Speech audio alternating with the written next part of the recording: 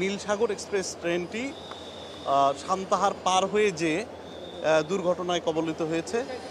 তো আপনাদের অবগতির জন্য জানাচ্ছি যে আমাদের আজকে এর জন্য মিটার গেজের কোনো ট্রেন এফেক্টেড হবে না, এবং সারা দিনে একমাত্র পঞ্চগড় এক্সপ্রেস ট্রেনটি ছাড়া আজকে সবগুলো ট্রেনই আমরা সঠিক সময়ে এই ঢাকা স্টেশন থেকে ছাড়তে সক্ষম হব।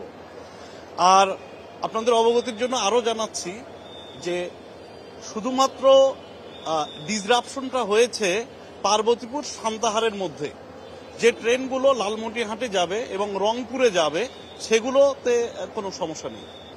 বন্ধ রুটটা হলো যে সান্তাহার থেকে পার্বতীপুর হয়ে দিনাজপুর চিলাহাটি যে রুটটা, এটা আপাতত বন্ধ আছে। ধারণা করছি যে এটা ওখানে পৌঁছতে এটা উদ্ধার কাজ শেষ হয়ে যাবে। যে ট্রেনগুলো আগে গেছে তারা হয়তো সেই ট্রেনগুলো কিছুটা এফেক্টেড হতে পারে, কিন্তু এখন যে ট্রেনগুলো আমরা ছাড়ছি আমরা মনে করতেছি এর মধ্যে উদ্ধার কাজ শেষ হবে। এখনো ঠিক আমি বলতে পারছি না, তবে ভালোই বিলম্ব হবে।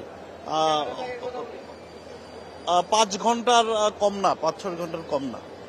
আমরা আরো কিছু সময় পরে আমরা সুনির্দিষ্ট করে জানাতে পারবো, এবং আমরা যারা যাত্রী সাধারণ যারা টিকিট কেটেছেন ওনাদেরকে আমরা মেসেজ দিয়ে জানাবো যে কয়টার দিকে পঞ্চগড় ট্রেনটা যাবে।